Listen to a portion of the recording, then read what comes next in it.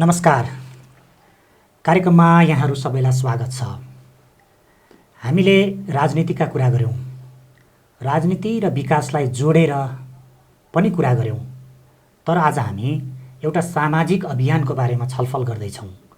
यस्तो सामाजिक अभियान जो एउटा गाउँबाट उठेर अन्तर्राष्ट्रिय क्षेत्रमा पुगेर फेरि यही गाउँमा सेवा गर्नको लागि अहोरात्र खटिरहेका एकजना पात्र जिमी लामा, हेल्पका फाउन्डर पनि हुनुहुन्छ। उहाँसँग आजको छलफल अगाडि बढाउने योजना गरेका छौँ। यो कार्यक्रममा जिमीजीलाई हार्दिक स्वागत गर्दछु। स्वागत छ। धन्यवाद माधवजी। विशेष गरी मैले अलिकति भूमिकामा पनि भने, हेल्प यहाँको एउटा संस्था छ। हजुर। के गर्दैछ पछिल्लो समय अलिकति बताइदिउँ न। 10-11 वर्ष भयो हेल्पको सुरुवाती भएको चाहिँ। त्यो बेला अहिले हेल्प तपाईँले जुन भन्नुभएको छ, पहिले त्यसलाई चाहिँ म त्यसलाई अलिकति हेल्पको फुल फर्म के हो भनेर, हेल्प चाहिँ हेलम्बू एजुकेसन लाइभलीहुड पार्टनरसिप भन्ने हामीले यसलाई नामकरण गरेका छौँ। यसरी बताउँछ हाम्रो जन्मस्थल चाहिँ हेलम्बूमा हो, मेरो घर पनि हेलम्बू हो र हामी एजुकेसन सेक्टरमा काम गर्नुपर्छ भनेर हामीले सोचेका हौँ। र अर्को चाहिँ लाइभलीहुड जीविकोपार्जनतिर र पार्टनरसिप मोडलमा काम गर्ने, एक्लैले के पनि गर्न सकिन्न। त्यस कारणले गर्दाखेरि हेलम्बू एजुकेसन लाइभलीहुड पार्टनरसिप भनेर हेल्प भनेर यो संस्थाको त्यसरी जन्म भएको हो। हाम्रो मूल उद्देश्य त स्टार्टिङमा सामुदायिक विद्यालयहरूको आजको अवस्था र 10-11 वर्षको अवस्था केही फरक छ। भलै कतिपय ठाउँमा पुरै अझै पनि त्यस्तै खालको पिक्चरहरू अझै पनि देख्न सक्छौँ। सामुदायिक विद्यालयहरूको यो शैक्षिक स्तरलाई अलिकति उकास्नुपर्छ, त्यहाँ केही धेरै थोरै सहयोग पुर्याउनुपर्छ भन्ने उद्देश्यले स्टार्ट भएको। पछिल्लो समयमा हामीले महाभूकम्प पछाडि एकदमै एउटा ठुलो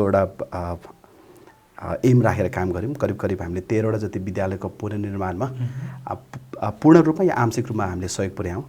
र अहिले आएर चाहिँ हामी एकदमै यो क्वालिटी एजुकेसन भनेको यो अब हामी शैक्षिक गुणस्तर जुन भन्छौँ त्यस अन्तर्गत हामीले हेल्पले अहिले एकदमै कोर रूपमा मलाई पनि एकदम प्यारो लाग्ने मेरो हामीभित्र धेरैवटा एक्टिभिटिज, त्यहाँ एउटा साथी प्रोग्राम भन्ने हामीले सञ्चालन गरिरहेको छौँ। र साथी शिक्षा कार्यक्रम भन्ने चाहिँ कार्यक्रमलाई चाहिँ हामीले अहिले त्यसलाई कार्यान्वयन गर्ने र त्यसलाई एक्सपान्ड पनि गर्न सकिन्छ भन्ने खालको ढङ्गबाट हामी हेरिरहेको छौँ। मैले जोड्न खोजेको अलिकति यो सामाजिक अभियान भन्न रुचाउँछु म। हजुर। यहाँको क्रियाकलापको अलिकति मैले पृष्ठभूमि बुझ्दा यसको प्रेरणा चाहिँ कसरी जाग्यो, अलिकति यहाँको अनुभव सुनाउन। धेरैवटा पाटो छ, एउटै मात्र कुराबाट सायद भन्दाखेरि त्यति न्यायोचित नहोला। सुरुवात चाहिँ कहाँबाट सुरु हुन्छ भन्दाखेरि प्रत्येक मान्छेको आफ्नो कथा हुन्छ। हामी कहाँ जन्म्यौँ, कसरी हुर्क्यौँ, हामीले के भोग्यौँ भन्नेबाट स्टार्ट हुन्छ होला। हजुर। र त्यो सिलसिलामा मेरो आफ्नो पढाइ हुर्काइ जम्मै हेलम्बूमा भएको। हेलम्बूको यता माथि याङ्ग्रेमा स्कुल, अहिले किउलमा शेर्माथाङ भन्ने गाउँको, त्यो मेरो मावली गाउँको नजिक पनि हो। मेरो आफ्नो चाहिँ 1 नम्बर वडामा हो। त्यहाँ पढ्दाखेरि मैले एकदमै राम्रो अनुभव गरेँ। मेरो चाइल्डहुड जुन प्राइमेरी एजुकेसन एकदमै राम्रो भयो भन्ने मलाई लाग्छ। कुन हिसाबले भन्दाखेरि मैले स्वतन्त्र रूपमा मेरो एउटा फ्री माइन्डले एउटा त्यो बाल्यकालको टाइमलाई मैले अनुभव गर्न पाएँ। र सँगसँगै पढाइको वातावरण पनि राम्रो थियो, हामीलाई अवसरहरू राम्रो थियो। खेलकुदको क्षेत्रमा, साङ्गीतिक क्षेत्रमा, पढ्ने कुरामा पनि एक्सपोजर, होइन, एक्सपोजर चाहिँ खालि नेपालभित्रको कुरा त छँदैछ, त्योसँग बाहिरी कुरासँग पनि बालबालिकाको दिमागले चाहिँ एकदम धेरै फराकिलो तरिकाले हेर्न रुचाउँदछ, त्यो अवसर मैले पाएँ। त्यहाँ बस्दै गर्दाखेरि दुईवटा कुरा सँगसँगै अनुभूति भयो मलाई। एउटा कुरा त के भन्दाखेरि निरन्तर रूपमा कक्षा ग्रेड अपग्रेड हुँदै जाँदा पढ्ने कुरा छँदै थियो, तर बेला बखत गाउँ फर्किँदा वरिपरिको गाउँको अवस्था हेर्दाखेरि म सरकै उमेरको साथीहरू, मेरै उमेरको मान्छेहरू पढ्न नपाइरहेको, पढ्नलाई चुनौतीपूर्ण वातावरण भएको, यी जम्मै कुरा पनि सँगसँगै हामीले देखिरहेको थियौँ। र यसले चाहिँ समाजमा एक किसिमको त्यहाँ स्ट्राटिफिकेसन, एक किसिमको इनइक्वालिटी छ। सक्नेले पढ्न पाउने अनि अरूले पढ्न नपाउने, अथवा तपाईँको वातावरण मिल्यो भने पढ्न पाउने, नत्र पढ्न नपाउने, कन्डिसन्स एउटै इक्वल नभएको मैले अनुभूति सानैमा गरेँ। र मलाई लाग्छ मेरो प्रेरणा त्यहीँबाट सुरु हुन्छ। पछिल्लो समयमा जोडेर आएर चाहिँ मैले पाएको अवसरलाई, यो अवसरलाई लिएर आएर मेरो आफ्नो गाउँ समुदायमा जोड्नुपर्छ भन्ने हिसाबले पनि भयो भने मेरो आफ्नै परिवारको अभिभावकहरू, मेरो हजुरबा, मेरो आमा, मेरो बुवादेखि लिएर आएर भनौँ न समुदायको समाजले मलाई प्रेरणा गर्यो। हजुर, विशेष गरी समाजले प्रेरणा गर्यो। यहाँको झन्डै 1 दशक लामो यो सामाजिक अभियानको एउटा अनुभव छ। यो बिचमा धेरैवटा विपत्तिहरू पनि भोगियो, होइन, नेपाल देशले भोग्यो। अहिले त झन् कोभिड त विश्वले नै भोगिरहेछ, नेपाल पनि अछुतो छैन। खास यो महाविपत्ति अथवा दैवी विपत्ति जे भनौँ, यस्तो विपत्तिहरूमा तपाईँहरूको जस्तो सामाजिक अभियानको भूमिका र प्रभावकारिता चाहिँ के हुँदो रहेछ, यहाँको यो अनुभवले के बताउँछ? मैले 3वटा कुरा देख्छु। हाम्रो बृहत्तर सामाजिक कुरालाई हेऱ्यो भने लार्जर सोसाइटीभित्र एउटा राज्यको भूमिका हुन्छ होइन, राज्यको भूमिका हुन्छ। पहिलो दायित्व राज्यको भयो। त्यस पछाडि गएर हामीले अब विभिन्न गभर्मेन्टको विभिन्न खालको मोडलहरू भयो विश्वभरि हेऱ्यौँ भने, अनि त्यहाँबाट आएर प्राइभेट सेक्टर भयो। अनि अर्को एउटा तेस्रो सेक्टर हुन्छ, त थर्ड सेक्टर भन्छौँ। त्यो थर्ड सेक्टरभित्र चाहिँ पर्ने कुराहरू चाहिँ सामाजिक कुराहरू भयो, सोसल सेक्टर भयो। त्यो सोसल सेक्टरमा चाहिँ राज्यले र प्राइभेट सेक्टरले एड्रेस गर्न नसक्ने। सो प्राइभेट सेक्टर के भन्दाखेरि, यदि म सम्पन्न भएँ, सबै कुरा मसँग छ भने मैले एजुकेसन पनि प्राइभेटली एक्सेस गर्न सक्छु, हेल्थ पनि गर्न सक्छु। स्टेटले प्रोभाइड गर्यो भने मलाई त्यो पनि आवश्यक नपर्ला। तर यो दुइटै कुराले गर्न नसक्दाखेरि त्यो बिचमा जहाँ एउटा ग्याप रहन्छ, त्यो कुरामा फुलफिल गर्ने कुरामा चाहिँ सामाजिक अभियन्ताको रूपमा भनौँ अथवा सामाजिक इस्युजहरूमा काम गर्ने एक्टर्सहरूले चाहिँ एउटा भूमिका खेल्छ। तर त्यो चाहिँ एउटा राज्यको नियमभित्रको एउटा त्यो परिधिभित्र बसेर। महाविपत्तिको टाइममा मलाई लाग्छ एकदमै धेरै विपद पनि ठुलो, आँकडा पनि ठुलो हुन्छ र एकैपटक सबैलाई एउटै खालको समस्या परे हुन्छ। त्यतिखेर चाहिँ त्यसले दुईवटा काम गर्छ। एउटा चाहिँ कतिपय ठाउँमा मोडल क्रिएट गरेर लिड गर्ने, अर्को चाहिँ अथवा राज्यले बनाइदिएको मोडलभित्र त्यसलाई चाहिँ सपोर्ट गर्ने, सप्लिमेन्ट गर्ने। सो यी दुईटै कुराहरूको अब त्यसमा चाहिँ उसले कस्तो लक्ष्य बनाएको छ, के गराएको छ भन्ने फरक कुरा भयो। जहाँसम्म मेरो आफ्नै कुरा छ, मैले चाहिँ महाविपत्तिको एउटा त्यो सर्कमस्टान्सेसबाट, त्यो कन्टेक्स्टबाट सुरु गरेको होइन। मैले चाहिँ त्यो महाविपत्ति चाहिँ मैले अघि मैले भने स्कुलमा पढ्दा पनि मैले देखिसकेको थिएँ कि मै सराको एउटा उदाहरण भन्छु। मसँग एउटा साथी छ, स्कुलमा पढ्दाखेरि एउटा ड्रेस नभएको कारणले गर्दा स्कुल आउन छाडेदेखि छाडे भयो। अनि उनले समात्ने बाटो र गन्तव्य फरक भयो, मैले समात्ने बाटो गन्तव्य फरक भयो। त्यस कारणले गर्दाखेरि त्यो खाल इनइक्वालिटी चाहिँ, सो क्राइसिस हामी चाहिँ नेपालको कन्टेक्स्टमा, हाम्रो गाउँघरको जुन खालको कन्टेक्स्ट छ, हामीले जुन खालको पीडाहरू भोग्छौँ, आई थिङ्क हामी एभ्री टाइम क्राइसिसको एउटा हाइटमा छौँ भन्ने मलाई लाग्छ।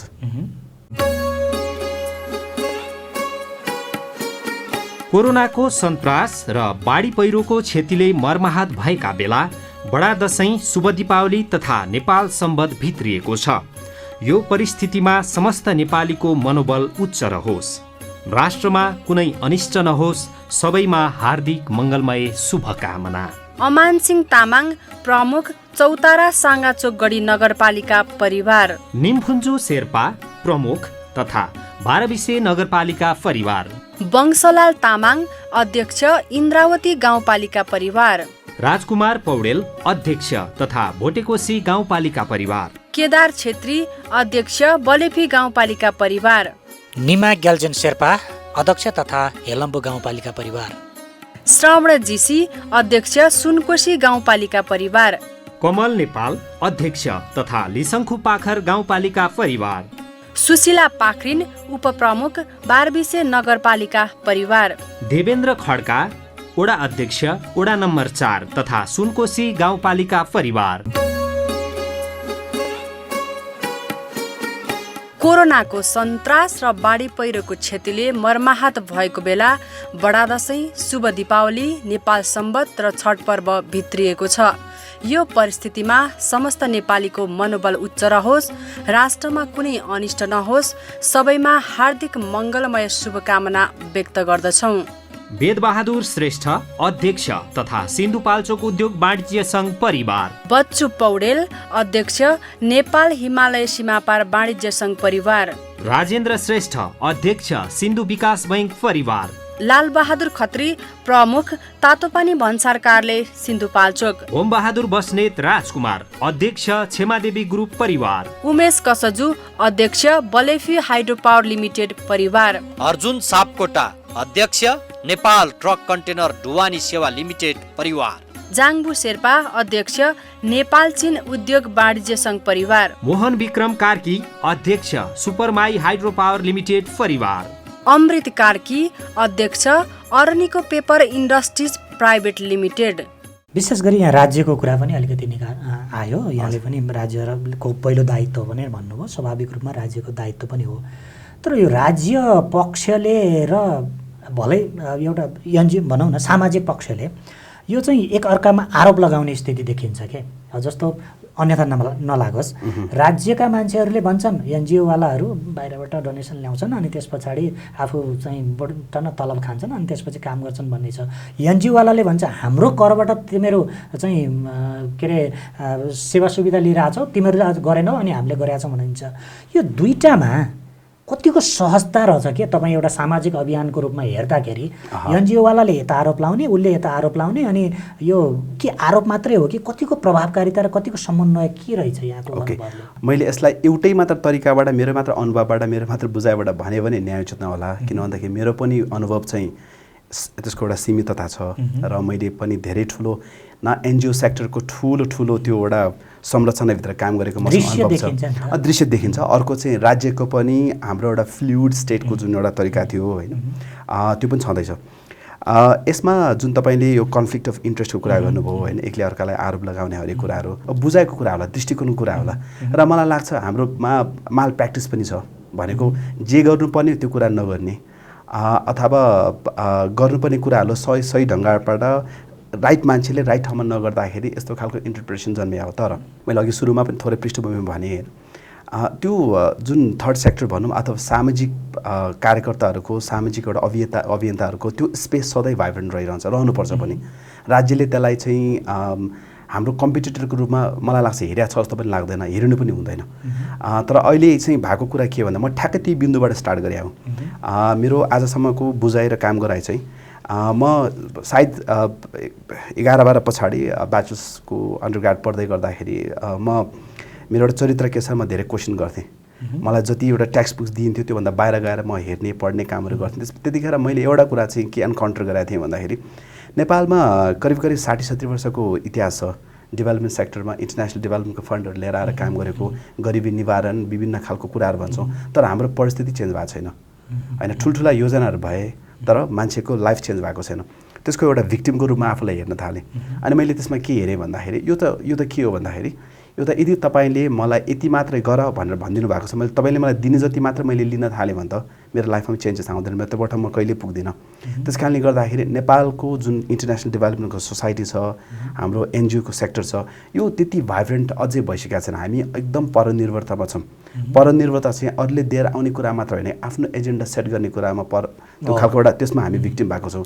मैले ठ्याक्कै ती नगरेको मेरो 10 वर्षको काम तपाईँले जुन सामाजिक अभियन्ता भनेर सुरुमा मलाई भनिदिनु भयो, त्यसमा म तपाईँलाई धन्यवाद भन्न चाहन्छु। मैले ठ्याक्कै आफ्नै एजेन्डामा काम गर्नुपर्छ भनेर चाहे कतिपय ठाउँमा त्यसलाई स्ट्रक्चरले अर्गनाइज गर्न नसक्ने कुरामा कतिपय ठाउँमा अब त्यो त्यसलाई फरक इन्टरप्रिटेसन गर्न सकिएला, तर आफ्नो एजेन्डामा काम गर्नुपर्छ।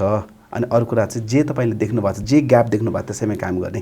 एकदमै लार्जर एनजिओको सुपर स्ट्रक्चरभित्र बसेर काम गर्न थाल्यो भने अनि राज्यले तपाईँलाई भन्ने कुरा त्यो नै हो, तिमीले गरेको कुरा मैले बुझिनँ, तिमी म प्रति एकाउन्टेबल भएन भने राज्यले भन्छ। अनि उसले एनजिओले के भन्छ भन्दाखेरि आवश्यकता यहाँ छ, तिमीले टाइममा मलाई कोअपरेट गरेन भनेर भन्ने हो। तर यसलाई यसरी हेर्नु हुँदैन। म एउटा यो इन्टरनेसनल डेभलपमेन्टको स्टुडेन्ट भएको हिसाबले पनि मेरो के अरे पछिल्लो पढाइ त्यो पनि हो। मलाई के लाग्छ भन्दाखेरि हामीले अन्तर्राष्ट्रिय स्तरमै हेऱ्यौँ भने एकदमै ठुलो सोसाइटी छ। यहाँको यो झन्डै 10 वर्षको अनुभवले सामाजिक अभियान सञ्चालन गर्नको लागि यो सरकारी तवरबाट चाहिँ कतिको सहयोग र समन्वय हुने रहेछ, के अनुभव छ अलिकति सुनौ न। संहिताको पहिलो चरणमा छौँ, पहिलो अभ्यासमा फर्स्ट एउटा साइकल पनि कम्प्लिट भएको छैन। यो व्यक्तिगत अनुभव सब्जेक्टिभ हुन्छ। 2-3 वर्ष अगाडि त अलि माहौल त्यस्तै भयो। कस्तो खालको माहौल भयो भन्दाखेरि इभन एनजिओ सेक्टरलाई भनेको यो सामाजिक जुन खालको कामहरू हुन्छ त्यसलाई लिएर आएर गृह मन्त्रालयको अन्तर्गतमा लिएर आउने भनेर ठुलो एउटा खालको त्यो एउटा न्युजहरू आएको थियो। त्यसले तरङ्गित बनाएको थियो। किन भन्दाखेरि तपाईँ चाहिँ ठ्याक्क सामाजिक भावले गरौँ, जे देखिन्छ त्यही ग्यापलाई फुलफिल गरौँ, ठाउँका ठाउँ तपाईँ समस्याहरू समाधान गरौँ भन्नको लागि चाहिँ तपाईँले विभिन्न लेभलको ब्युरोक्रेसी अथवा त्यो ब्युरोक्रेटिक बोटलनेक्सभित्र त काम गर्नु पऱ्यो भने तपाईँको ऊर्जा त्यही सकिन्छ कि। त्यस कारणले गर्दाखेरि त्यो कुरामा चाहिँ स्टेटले बिस्तारै स्ट्रिमलाइन गर्ला, त्यो मेरो एउटा विश्वास हो।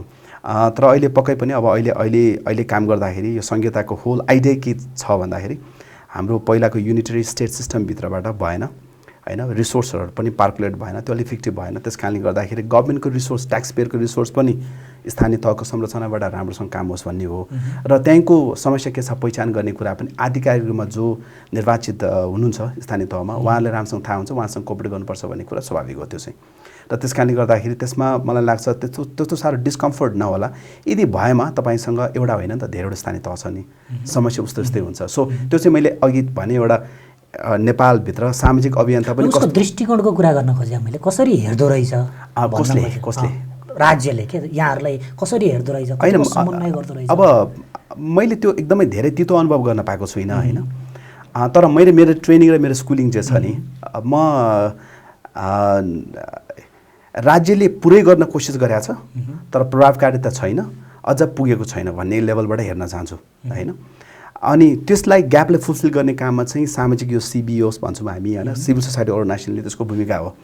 र त्योभित्र अब घरिघरि चाहिँ डेफिनेटली कुनै कुनै तहहरूमा चाहिँ पोलिटिकल एक्टर्सहरूले आफूलाई थ्रेट फिल गर्ने त्यो कुराहरू हुनसक्छ, अथवा मिसअन्डरस्ट्यान्डिङ गर्ने, अथवा हामीले बुझाउन नसक्दाखेरि अथवा उहाँले नबुझ्दाखेरि कम्युनिकेसन ग्यापले होला। मैले यसरी नै हो एउटै मात्र कुरा भने सायद त्यो भनौँ न त्यसको विभिन्न इन्टरप्रिटेसन होला, तर मेरो आफ्नो अनुभवमा चाहिँ त्यो तपाईँले आफ्नो प्रायोरिटी आफै सेट गर्ने हो। मसँग कतिपय ठाउँमा असजिलो भएको कुरा पनि छ, म तपाईँलाई बताउँछु। कुनै कुनै काम स्थानीय तहमा भनौँ, अब हामीले सेन्ट्रल लेभलमा अर्गनाइज गर्न त छँदैछ, किन रिसोर्स ल्याउने कुरा एउटा देशको पैसा अर्को पैसा खर्च गर्ने कुरा त एकाउन्टेबिलिटी त गभर्मेन्टले चेक गर्ने हो। त्यो मानेमा चाहिँ तपाईँलाई एउटा भनौँ न एउटा उदाहरणले एउटा स्थानीय तहमा त्यहाँको गाउँपालिका अध्यक्षले यो कुरा के अरे अथवा नगर प्रमुखले यो कुरालाई रुचाउनु चाहिँ हुन्न, त्योभन्दा मुनि आएर उपाध्यक्ष छुट्टै कुरा होला, त्यस फेरि सम्बन्ध इम्प्लिमेन्ट गर्ने वडा अध्यक्ष होला, त्यहाँ सदस्य होला। यो कुराहरू चाहिँ अलिकति स्ट्रेसफुल छ। यो चाहिँ यो कुरालाई स्ट्रिमलाइन चाहिँ गर्नैपर्छ। तर एउटा पहिले यसको गर्ने तरिका के हो भन्दाखेरि सामाजिक भाव बोकेको, सामाजिक जुन खालको एउटा लक्ष्य बोकेको त्यो एजेन्डा बोकेको सङ्घ संस्थाहरूलाई चाहिँ यसलाई फेसिलिटेट कसरी गर्ने, राज्यको क्यापासिटीलाई राज्यको जुन उपस्थितिलाई अन्डरमाइन नगर्ने गरेर कसरी गर्ने भन्ने खालको तरिका चाहिँ निकाल्नु पर्ने हुन्छ। लाखे नाति हौ नाति हौ बाजे कता हिँडेको गजबको भएर, अनि ब्ल्याक हर्सको जुत्ता लगाएपछि गजबको देखिँदैन त? ए हो र, मेरो पनि ब्ल्याक हर्स जुत्ता त हो, त्यही भएर बाजेलाई पनि गजबको देखिरहेछ नि। हौ त्यो बाउ चाहिँ के भएको तेरो, नाना थरी जुत्ता लाएर गुटुङटुङ हिँडिरहेको छ, त्यसलाई सम्झेर मैले यहाँ जुत्ता ल्याइदिएको छु। यी बाजेदेखि नातिसम्म 1914 देखि अहिलेसम्म इमान इज्जत र प्रेस्टिज भएकोले लाउने जुत्ता यही हो, ब्ल्याक हर्स। हेलो बुवा, म फर्किन लागे, अब घर नयाँ बनाऊ है। त घरको चिन्तै नगर न छोरा।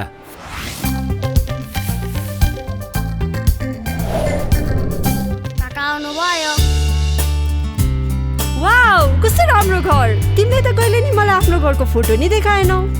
सो प्रिटी, वाल पनि कस्तो टाइल्स जस्तो फिनिसिङ। यो त सब मैटु पेन्टको कमाल हो, समझदारले चिन्छ। वर्षौ ठिक छ। Meitu Paints. Paint the world colorful.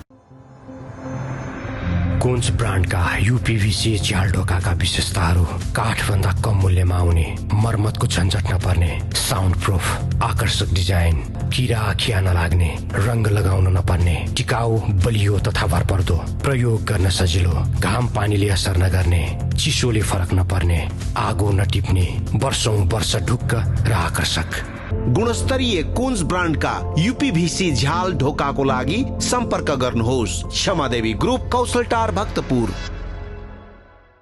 त्यही त यहाँले जोड्नुभयो सामाजिक संस्थाको कुरा। कतिपय अवस्थामा हामीले पनि के देखेका छौँ भने हामीले भूकम्पमा मात्रै पनि हामी आफैले देखेको, हाम्रै क्यामेराले देखेको कुरा पनि राहत लिएर गएर त्यहाँ कुनै एक धर्मको पुस्तक पनि बाँडियो होइन, त्यो पनि एउटा सामाजिक अभियान हो होइन। त्यस पछाडि कतिपय हामीले ठाउँमा देखेका छौँ कुनै राजनैतिक दलको एजेन्डामा पनि बगेको, अब संयोग पनि हुनसक्छ होइन, त्यो राजनीतिक दलले उठाएको एजेन्डा अर्को एनजिओको अथवा सामाजिक अभियानको पनि त हुनसक्छ। तर त्यो प्रत्यक्ष भोगेको कारणले यहाँहरू जो सामाजिक अभियानमा लाग्नु भएको छ नि, यो आरोप लागेको हो कि साँच्चै सामाजिक अभियन्ताहरूले यस्तो गर्छ? होइन, यो स्टार्टिङ सुरु चाहिँ साँच्चीकै भएको हो, त्यहाँबाट आएर त्यसको आरोप चाहिँ जेनरलाइज गर्दाखेरि घरिघरि जेन्युन मान्छेलाई पनि लागेको हो।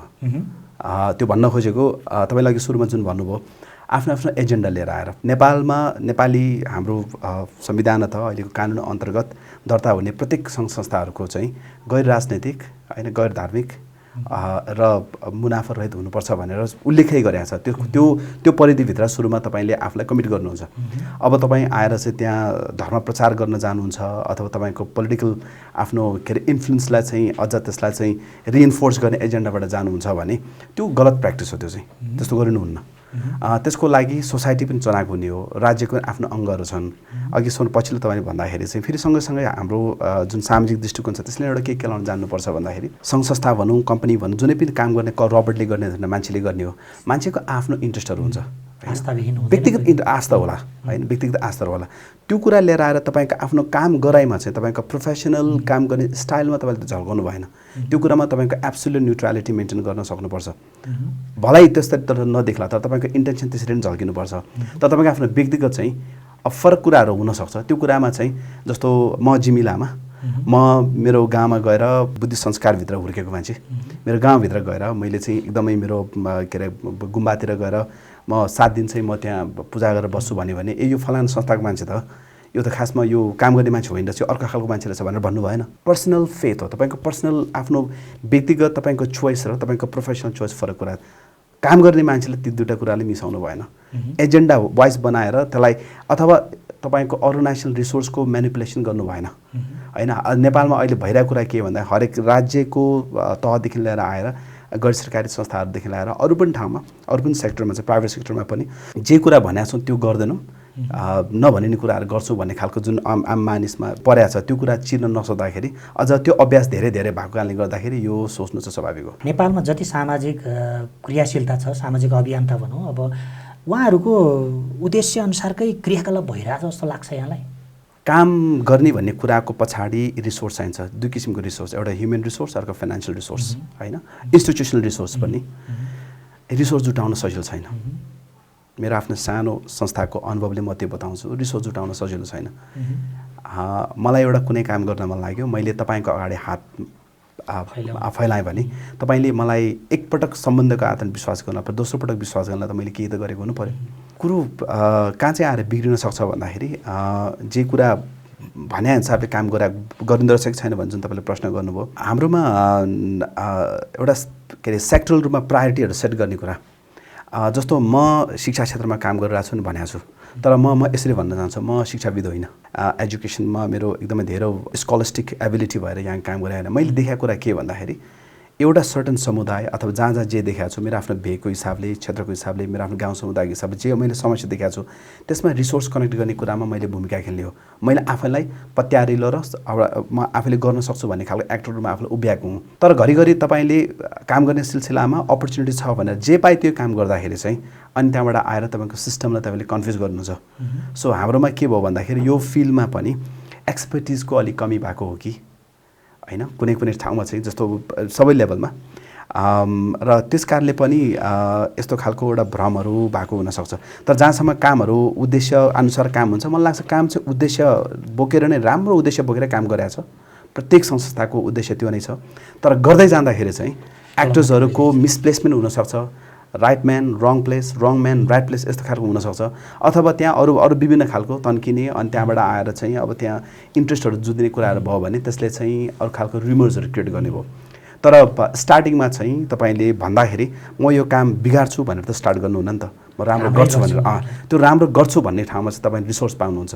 अब ह्युमन रिसोर्स ठिक ठाउँमा छैन, रिसोर्स एलोकेसन राम्रोसँग भएको छैन भने चाहिँ त्यहाँबाट तलमाथि हुने हो। यो चुनौती नेपालमा हुन्छ।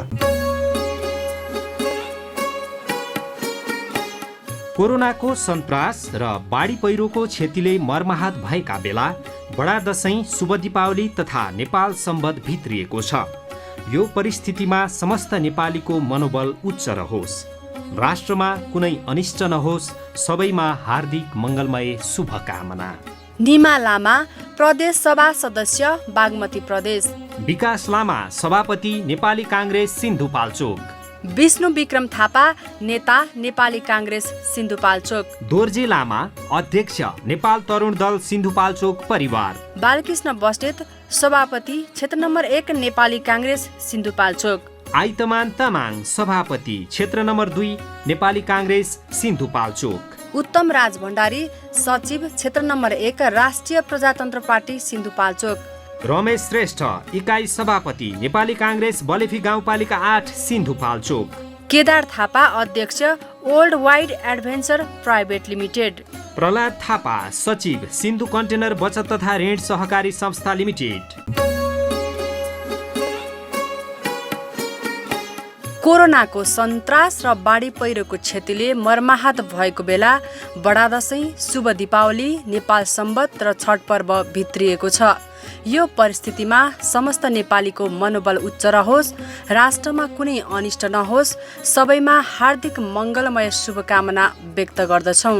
सुखदेव रिसाल वडा अध्यक्ष वडा नम्बर 3 तथा त्रिपुरा सुन्दरी गाउँपालिका परिवार। रामकुमार थापा अध्यक्ष सुनकोशी गाउँपालिका वडा नम्बर 6 परिवार। कार्केल लामा वडा अध्यक्ष वडा नम्बर 7 तथा बलेफी गाउँपालिका परिवार। चरीबहादुर तामाङ अध्यक्ष बलेफी गाउँपालिका वडा नम्बर 8 परिवार। दिपेन्द्र थापा वडा अध्यक्ष वडा नम्बर 2 तथा चौतारा साँचोक गढी नगरपालिका परिवार। रूपकाजी लामा सदस्य सुनकोशी गाउँपालिका वडा नम्बर 6 सिन्धुपाल्चोक। आङदोर्जे शेर्पा अध्यक्ष ड्राइगन लजिस्टिक परिवार। छिरिङ शेर्पा अध्यक्ष नेपाल भारत मैत्री बस सेवा तथा स्वयम्भू मञ्जुश्री प्राइभेट लिमिटेड परिवार। ईश्वर कार्की अध्यक्ष मेथु कन्स्ट्रक्सन मेटेरियल्स प्राली सिन्धुपाल्चोक। चिनबहादुर श्रेष्ठ अध्यक्ष ब्ल्याक हर्स इन्डस्ट्रिज। यहाँले भर्खर उठाउनु भयो स्रोतको कुरा। विशेष गरी स्रोत नभई त अझ आर्थिक स्रोत, सबभन्दा ठुलो कुरो त आर्थिक स्रोत हो, किनभने हामीमा पीडा छ। विशेष गरी यहाँको अब डाइरेक्ट म अन्यथा नलागोस्, एनजिओहरूलाई लाग्ने आरोप चाहिँ यहाँका दुःख पीडाहरू बेच्छन् अनि बाहिरबाट रुपियाँ ल्याउँछन् होइन, अनि त्यसपछि विकासभन्दा प्रशासनिक खर्च बढी राख्छन् अनि आफू मोटाउँछन्, थोरै त्यहाँ फाल्छन्। सबभन्दा ठुलो आरोप चाहिँ यो लागेको छ कि यहाँको एनजिओहरूलाई एउटा सामाजिक अभियन्ताको रूपमा यहाँको नजरले चाहिँ के देखेको छ? यो कुरामा सत्यता छ? यसमा सत्यता छ, मजाले सत्यता छ। गैर सरकारी संस्था एनजिओ सेक्टरमा चाहिँ जुन अहिले तपाईँले भन्नुभयो यो आरोप एक लेभलमा सत्यता पनि छ। यो माल प्र्याक्टिस अथवा यो हुनको पछाडि चाहिँ मलाई लाग्छ हाम्रो रिसोर्स जहाँबाट जेनेरेट गर्छौँ, जस्तो हामी क्वेसन गर्ने ठाउँमा छैन। जस्तो यहाँ नेपालमा अहिले भएको मलाई लाग्छ अधिकांश 80% भन्दा धेरै चाहिँ जति पनि एनजिओको नामबाट होइन परोपकारी कामहरू हुन्छ अथवा यो मुनाफा रहित कामहरू हुन्छ र डेभलपमेन्ट सेक्टर काम हुन्छ, यसको रिसोर्स त अन्तबाट जेनेरेट हुन्छ नि त होइन। यसको हाम्रो दाताहरू छन्, डेभलपमेन्ट पार्टनर्स भन्छौँ हामी, त्यहाँबाट पैसा आउँछ। त्यहाँ आउँदाखेरि मलाई लाग्छ त्यसमा चाहिँ एकदमै धेरै एडमिनिस्ट्रेटिभ एक्सपेन्डिचर त्यो चाहिँ एकदमै ठुलो भयो। आजको दिनमा युनाइटेड नेसन इभन युएनलाई लागेको सबैभन्दा ठुलो आरोप के हो भन्दाखेरि यो संस्थाको काम जति हुन्छ, काम चाहिँ बोल्ने कुरा मात्र हुन्छ, तर त्यसको भित्र पाल्नुपर्ने मान्छेहरू जति पनि हुन्छ, यति वर्ल्डको one of the most expensive के अरे इम्प्लोइज भनौँ अथवा कन्सल्टेन्ट्स भन्छ युएनभित्र हुन्छ। अब यो हाम्रो यो सेक्टरको एउटा यो बाध्यता पनि भनौँ, अर्को चाहिँ यसको एउटा के अरे विरोधाभास कुरा यही छ। अब नेपालको हकमा चाहिँ यसलाई स्ट्रिमलाइन गर्ने कुरामा मलाई लाग्छ राज्यले यसलाई अलिकति फरक ढङ्गले सोच्नुपर्छ। यसलाई कसरी हेर्ने भन्ने त्यो दृष्टिकोणमा अब हामीले घरिघरि अब समाज कल्याणसँग अथवा अरू सेक्टरसँग हामीले कामहरू गर्दाखेरि एकदम ब्ल्याङ्केट एप्रोच छ। तपाईँको 20% भन्दा धेरै चाहिँ एडमिनिस्ट्रेटिभ बजेट बढ्नु हुँदैन भनेर भन्छ होइन, त्यो कुरामा सत्यता छ। हाम्रोमा प्रब्लम के भयो भन्दाखेरि जस्तो मेरो जुन संस्था छ, मैले मेरो रिसोर्समा आफै जेनेरेट गर्नुपर्ने ठाउँ भयो भने म सचेत हुन्छु। मैले मेरो संस्थाभित्र तपाईँसँग पैसा मागेर 50% मैले मेरो आफ्नै पैसा खल्टीमा मैले पैसा राखेर अथवा तलब भत्तामा गरेको छु भने भोलिपल्ट तपाईँले दिनुहुन्न। तर हाम्रोमा के भइदियो भन्दाखेरि त्यही कुरालाई चाहिँ एडजस्ट गरिदियो, डाइजेस्ट गरिदियो। किन भन्दाखेरि पैसा दिने एकातिर छ, लिने अर्कोतिर छ, अनि उसलाई त्यो कुरामा एकाउन्टेबल बनाउने ठाउँहरू चाहिँ त्यति स्ट्रङ नभएको हो कि मेजोरिटी अफ एनजिओस नेपालमै दर्ता भने मेजोरिटी अफ एनजिओको चाहिँ आफै स्रोत खोज्न सक्ने सामर्थ्यको छैन। त्यो नभइन्जेलसम्म चाहिँ त्यो धेरै गाह्रो छ। यो कुरा रहिरहन्छ, दोहोरिरहन्छ यो कुरा। अब एनजिओ स्टाइलले पनि होइन होइन, हेल्पले काम गरिरहेको फरक छ। अलिकति सामाजिक अभियन्ता भन्दा यहाँले सन्तुष्टि पनि व्यक्त गर्नुभयो। खास के हो त फरक चाहिँ? यहाँले गरेको कामको फरकपन चाहिँ के? यस्तो छ, तपाईँ कुनै निश्चित समस्या समाजभित्र भएको कुनै एउटा निश्चित कुरामा कन्सिस्टेन्ट तरिकाले सस्टेन तरिकाले लामो समयसम्म रिसोर्स आइनी नआइनी होइन, त्यो प्रब्लमप्रति म काम गरिरहन्छु भन्ने खालको जुन प्यासनेट भएर काम गर्ने एक्टर्सहरू सामाजिक अभियन्ता भए। तर यता आएर चाहिँ प्रोजेक्ट बेसिसमा काम गर्ने 5 years project, 2 years project, administrative यति हुन्छ, यो सुविधा भन्ने चाहिँ त्यो चाहिँ यहाँको कन्नोटेसनको जुन एनजिओ भन्छ होइन, भलाइ अर्गनाइज सबै एनजिओभित्र अर्गनाइज भएको हुन्छ, त्यो बुझाइ त्यस्तो छ। तर त्यो पनि एउटा फ्याक्ट हो। फेरि किन त्यो पनि एउटा ठुलो सेक्टर छ नि। तपाईँलाई म एउटा भन्छु, मलाई सायद अहिले अपडेटेड म छुइनँ, तर म 1-2 वर्ष अगाडि पढ्दाखेरि चाहिँ ओभरअल यो नन गभर्मेन्ट सेक्टरको इन्डस्ट्री भनेको, यो इन्डस्ट्री आफैमा एउटा ठुलो उद्योग हो यो विश्वभर होइन, अराउन्ड $80 बिलियन विश्वभर। त नेपालले चाहेर नचाहेर हुने कुरा होइन यो। इभन यो कस्तो समय भएको छ भन्दाखेरि केही वर्ष अगाडि चाहिँ यो गरिब राष्ट्रहरू छन्, धनी राष्ट्र छन्, यो दुईवटा बिचको खाडलालाई पुर्नको लागि के गर्नु भन्दाखेरि धनी राष्ट्रहरूले 0.7% आफ्नो 0.07% होला आफ्नो GDP चाहिँ म्यान्डेटोरी कमिटमेन्ट गर्नुपर्ने भन्ने खालको कुराहरू थियो। भने त्यो पैसा कहाँ जाने हो त? कि त गभर्मेन्टबाट च्यानल हुने हो, होइन भने नन गभर्मेन्ट अर्गनाइजेसनबाट च्यानल हुने भने चाहिँ हाम्रो क्यापासिटी बिल्डिङ, हामीले हाम्रो प्रायोरिटी सेट गर्ने कुराहरूमा चाहिँ अब त्यो त्यहाँ रहिरहन्छ। हेर्नुहोस्, मैले अघि भने UN को सेक्टर छ, जस्तो अहिले वर्ल्ड हेल्थ अर्गनाइजेसन आजको दिनमा यति प्रभावकारिताले काम गरिरहेको छ भने हामीले जसरी बुझ्छौँ होइन। तर अन्य टाइममा सधैँ यस्तो नहोला नि त, सधैँको प्यान्डेमिक नहोला नि त। त्यतिखेर उहाँहरू चाहिँ त्यो स्ट्रक्चर नरहँदाखेरि त फेरि समस्या होला, रियल प्रब्लम आउँदाखेरि भने यो खालको दुई खालको यो बुझाइ जुन छ। म आफूलाई सामाजिक अभियन्ता भन्न रुचाउन कारण चाहिँ NGO खोल्छु भनेर स्टार्ट गरे होइन। मैले मेरो आफ्नो सानो गाउँ ठाउँमा देखेको समस्यालाई त्यसलाई सस्टेन तरिकाले कन्सिस्टेन्ट एप्रोचमा काम गरेको हुनाले म आफूलाई चाहिँ आफूभित्रमा सामाजिक अभियन्ताको एउटा त्यो भाव पाउँछु। कोरोनाको सन्तास र बाढी पहिरोको क्षतिले मर्माहत भएका बेला बडा दशैं, शुभ दीपावली तथा नेपाल सम्बत भित्रिएको छ। यो परिस्थितिमा समस्त नेपालीको मनोबल उच्च रहोस्, राष्ट्रमा कुनै अनिष्ट नहोस्, सबैमा हार्दिक मङ्गलमय शुभकामना। नीलकण्ठ चौलागाई, समाजसेवी, काठमाडौँ। नयन बहादुर पण्डित, प्रोपाइटर, डिभाइस इन्टरप्राइजेज, काठमाडौँ। तेम्बो लामा, समाजसेवी, भोटेकोशी गाउँपालिका 1, सिन्धुपाल्चोक। ग्यालसाङ शेर्पा, भोटेकोशी गाउँपालिका 3, सिन्धुपाल्चोक। नीलध्वज थापा, निवर्तमान अध्यक्ष, निर्माण व्यवसायी सङ्घ, सिन्धुपाल्चोक। उमेश मोहनलाल श्रेष्ठ, सदस्य, सिन्धुपाल्चोक उद्योग वाणिज्य सङ्घ। विकास रिसाल, सल्लाहकार, उद्योग वाणिज्य सङ्घ, सिन्धुपाल्चोक। राजेन्द्र शेर्पा बाबु, 1206, सिन्धुपाल्चोक। रमेश राउत, अध्यक्ष, नेपाल अलैँची व्यवसायी महासङ्घ, सिन्धुपाल्चोक। सुजन श्रेष्ठ अनु, समाजसेवी, बलेफी गाउँपालिका 5, सिन्धुपाल्चोक। सानुराम कार्की, अध्यक्ष, तथास्तु बचत तथा ऋण सहकारी संस्था लिमिटेड परिवार। पछिल्लो समय होइन सामाजिक अभियानबाट यहाँसम्म आइपुग्दाखेरि पछिल्लो समय चाहिँ यहाँले के गर्दै हुनुहुन्छ अलिकति समाज परिवर्तनको लागि होइन? तपाईँले गरेको अलिकति काम आम दर्शकले थाहा पाउन। ओके, त्यस्तो ठुलो कुरा केही पनि छैन। म मेरो आफ्नो चारित्रिक रूपमा पनि म सानो कुरामा रमाउँछु। स्मल इज ब्युटिफुल होइन, one step at a time, एकचोटि एउटा कुरा गर्ने। मलाई स्ट्रक्चरल इनइक्वालिटीप्रति मलाई चित्त बुझ्दैन थियो। रिसोर्सहरूको एलोकेसन किन यति डिस्प्रपोर्सनेटली डिस्ट्रिब्युट हुन्छ भन्ने कुरामा मेरो ठुलो प्रश्न थियो। त्यो सँगसँगै मेरो आफ्नो सामाजिक राजनीतिक चेतनाहरू अभिवृद्धि भएर आयो। महाभूकम्प आए पछाडि हामीलाई प्रश्न गर्ने ठाउँमा होइन, हामीलाई काम गर्ने ठाउँमा पुर्यायो। त्यतिखेर फेरि कमिटमेन्ट झल्काएँ। कुनै पनि INGO, कुनै पनि ठुलो धेरै पैसा भएको, मोटा पैसा भएको सङ्घ संस्थाहरूको सहारामा नभइकन जिरो ग्राउन्डबाट 13-15 जति स्कुल पुनर्निर्माण गर्छौँ। कुन एक्टर कहाँबाट आउँछ हामीलाई केही पनि थाहा थिएन। सानो भएको कक्षा कोठाहरू जुन स्कुलहरू देखेर भत्के पछाडि त्यो स्कुलहरूलाई चाँडोभन्दा चाँडो त्यसलाई चाहिँ बिल्ड गर्नुपर्छ, रिबिल्ड गर्नुपर्छ भन्ने भित्र भाव पलायो। रिसोर्स नभइकन कमिटमेन्ट गरेर काम गऱ्यौँ र त्यसलाई 13वटा जति चाहिँ आंशिक रूपमा अथवा पूर्ण रूपमा त्यसलाई कसरी व्याख्या गर्छ मैले पूर्ण रूपमा भन्न चाहन्छु। तर फेरि त्यहाँको उपभोक्ताले अर्को तरिकाले हेर्न सक्ला, कम्पेयर हुन्छ नि त। यहाँको होइन यो त यस्तो खालको छैन, अरू संस्था म कोहीसँग कम्पेयर गर्न होइन, हामीले जे गर्न सकिन्छ आफ्नो जे गर्न सकिन्छ त्यो गर्न गएको हो। त्यो गरिसके पछाडि एकदमै ठुलो कुरा के भने कक्षा कोठाहरू त राम्रो भए, अरू भौतिक संरचनाहरू भए, यसले त क्वालिटी एजुकेसन दिनेवाला छैन। म साधारण एउटा गाउँबाट आएको, एउटा स्कुलमा क्लास 10सम्म त्यहाँ पढेको। त्यो बेला हाम्रो गाउँमा बाटो पुग्दैन थियो, गाउँमा एउटा टिभी भएको, एउटै मात्र टिभी भएको, फोन कम्युनिकेसन नभएको टाइमदेखि त्यो जम्मै अनुभव गरेर आएको मान्छे स्कलरसिप पाएर विभिन्न गएर होइन बेलायतको वान अफ दि टप युनिभर्सिटिजमा गएर पढ्ने अवसर पनि पाएँ। मलाई भित्रभित्रबाट दायित्व के दियो भन्दाखेरि मैले यत्रो अवसर पाएँ भने मैले किन आफ्नो ठाउँमा केही काम नगर्ने। अनि मलाई के थाहा छ भन्दाखेरि मलाई त्यो पुऱ्याउनु त मैले कत्रो ठोल भव्य कक्षा कोठाभित्र पढेँ भनेर त होइन, मलाई कसले राम्रोसँग पढाएको थियो भन्नेबाट हो।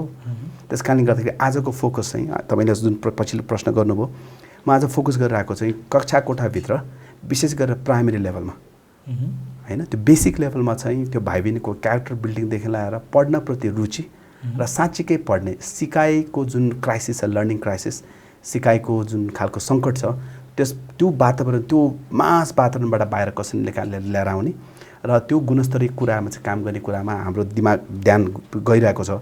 सरकारको पनि पर्याप्त एफर्टहरू छन्। भने जस्तो प्रभावकारी सबैले नभएको हुनसक्छ, स्थानीय सरकार छ, उहाँले आफ्नो तरिकाले काम गरेर होला। तर हामी एज अ सपोर्टर, कोलाबोरेटर अथवा सप्लिमेन्टरको हिसाबले चाहिँ के गरिरहेको छौँ भन्दाखेरि अघि मैले सुरुमा भने साथी प्रोग्राम भनेर हामीले एउटा भर्खर सञ्चालन ल्याएको छौँ। करिब 1 वर्ष अगाडिदेखि नेपालभित्र काम गरेको एजुकेसन सेक्टरमा काम गरेर 2टा अब अलिकति सुनिएको संस्थाहरू, एउटा सेभ द चिल्ड्रेनले के देखाएको थियो 2012को उहाँहरूको रिपोर्टमा 3 कक्षामा पढ्दै गरेको केटाकेटी करिब 96% 3 कक्षामा पढ्दै गरेको केटाकेटीलाई ग्रेड लेभलको कुरा पढ्न जान्दैनन् भनेर सेभ द चिल्ड्रेनको रिपोर्टले भनेको छ होइन।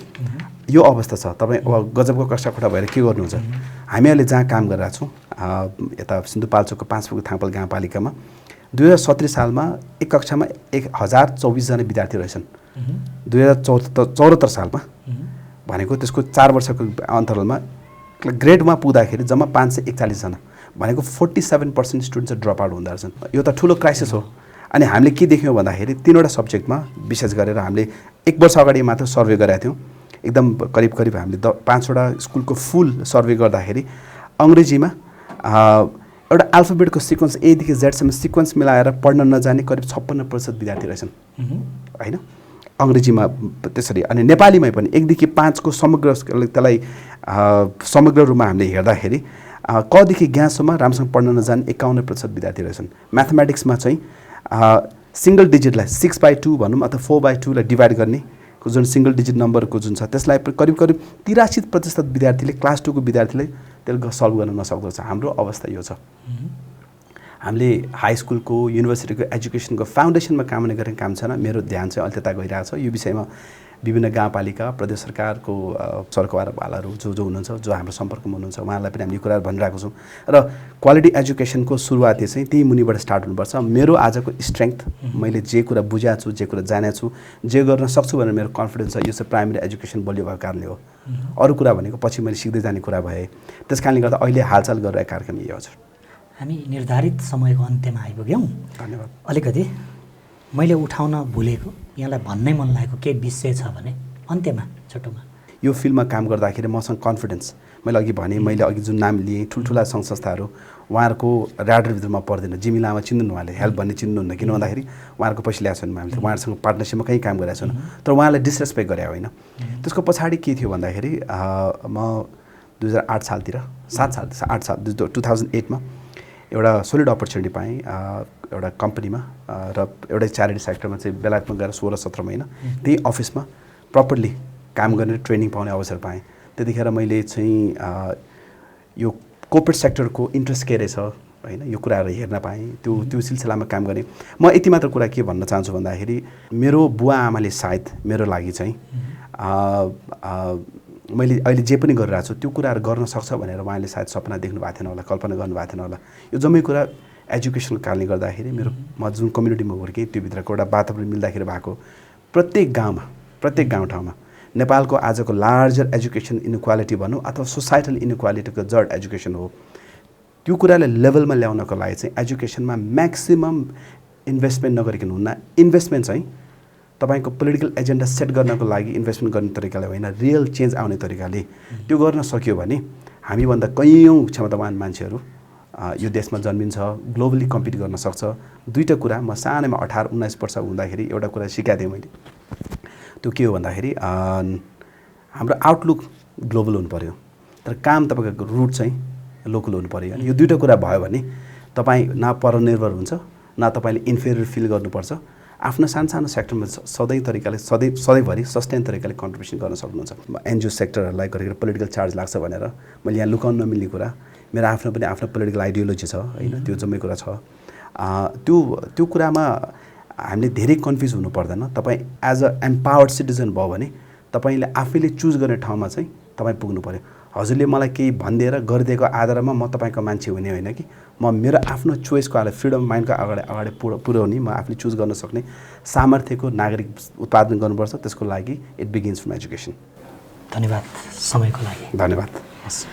दर्शकहरू, उहाँ हुनुहुन्थ्यो सिन्धुपाल्चोकको हेलम्बुमा जन्मिएर अन्तर्राष्ट्रिय स्तरको विकासका बारेमा अध्ययन गरेर फेरि यहाँको शैक्षिक विकास गर्नुपर्छ भनेर नेपाल फर्किएर शैक्षिक उन्नयनमा लाग्नुभएका जिमी लामा उहाँसँगको यो साक्षात्कार कस्तो लाग्यो प्रतिक्रियाको अपेक्षा गर्छौँ। यति भन्छौँ, बिदा माग्छौँ। नमस्कार।